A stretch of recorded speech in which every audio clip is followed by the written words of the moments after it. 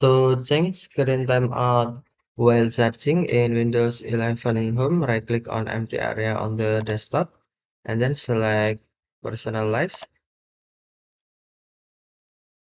Next, click or tap System and then select Power and Battery.